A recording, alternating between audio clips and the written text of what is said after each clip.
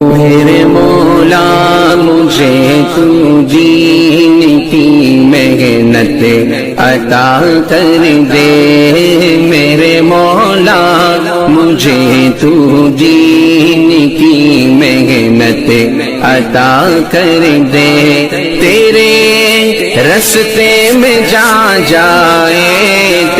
السلام علیکم ورحمۃ اللہ وبرکاتہ۔ میرے بزرگوں، میرے نوجوان ساتھیوں، ایک آپ کے لیے ایک عبرت ناک واقعہ میں سنانے جا رہا ہوں۔ یہ واقعہ حضرت مولانا خالد صاحب ندوی جو استاذ تھے ندوہ میں، ان کی آپ بیتی کا واقعہ ہے۔ میں نہیں سنا رہا، وہ خود ان کی زبان سے انہوں نے اس واقعے کو سنایا، تو میں نقل کر رہا ہوں اس واقعے کی۔ انہوں نے کہا کہ ایک امام کی توہین کا انجام کیا ہے، ایک امام کی توہین کا انجام کیا ہے، اس پر انہوں نے ایک واقعہ سنایا۔ انہوں نے کہا کہ میں مدرسے میں مدرس تھا اب، لیکن اس سے پہلے میں نے بھی امامت کی ہے مسجد میں۔ ایک مرتبہ میں مسجد میں امام تھا، تو میری مسجد میں پہلی مرتبہ جوڑ ہوا۔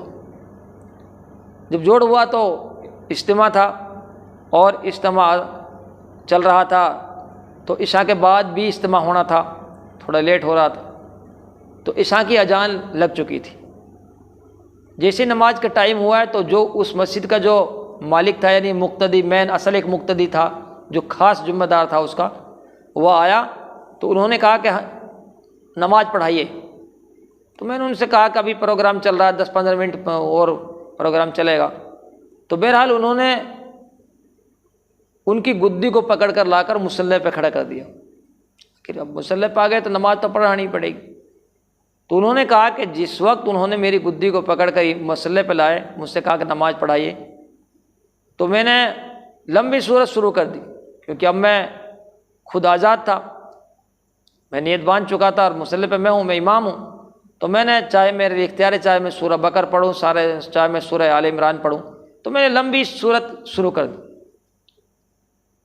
اتنی لمبی صورت میں نے نماز میں شروع کی کہ جو باقی تھے ان سب کو رکعت ہاتھ آ گئی۔ اس کے بعد نماز ہوگی، سارے خوش تھے، تو ہے سارے ہی خوش تھے وہ، کیونکہ ان کو بھی جن کی نماز اس وقت جا رہی تھی، تو انہوں جب میں لمبی رکعت پڑھی تو اس وقت میں سب کو رکعت مل گئی۔ اس کے بعد میں 1 یا 2 روز کے بعد میں وہی مالک جس نے امام کی گدی کو پکڑا، وہ رات میں جا رہا تھا، تو راستے کے ان کے سامنے سے ایک چچوندر وہ ایسے نکلا، تو وہ ایک دم کچھ گھبرائے سے ہوئے، اور ان کا پاؤں پھسلا، اور پاؤں جب پھسلا تو ان کی کولی یہاں سے چٹک گئی، ریڑھ کی ہڈی ان کی چٹک گئی، اور وہ ایسے ہوئے کہ اس کے بعد پھر کبھی وہ مسجد میں نہیں آئے۔ مولانا خالد صاحب کہہ رہے تھے کہ انہوں نے مجھ سے معافی مانگی، انہوں نے مجھ سے معافی مانگی کہ حضرت مجھے معاف کر دیجئے، لیکن بات دراصل یہ تھی کہ اس روز کے بعد پھر وہ قبر میں تو چلے گئے لیکن مسجد میں نہیں آئے۔ اس سے ہمیں ایک عبرت ہے، ہم ائمہ حضراتوں کی قدر کریں۔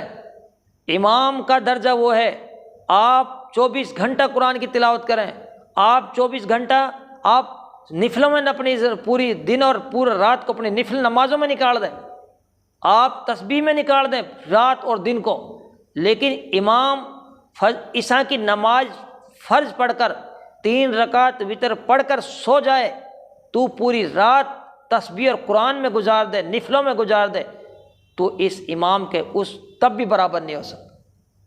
یہ ہے اس امام کا مقام، ایک امام کا مرتبہ۔ تو اس لیے میرے بھائیوں، آج پوری میوات کے اندر اماموں کو ایک نوکر کی حیثیت سے دیکھا جاتا ہے، اماموں کو ایک غلام سمجھ رکھا ہے، اماموں کو ایک نوکر کی حیثیت سے ان کے ساتھ برتاؤ کیا جاتا ہے۔ اس لیے میرے بھائیوں، اللہ سے ڈرو، ان کا بہت بڑا مقام ہے، ان کا بہت بڑا مرتبہ ہے، یہ نائب رسول ہیں۔ اس لیے اللہ تعالی ہم سب کو اپنے اماموں کی قدر کرنے کی توفیق نصیب فرمائے، اپنی مساجدوں کی قدر کرنے کی توفیق نصیب فرمائے۔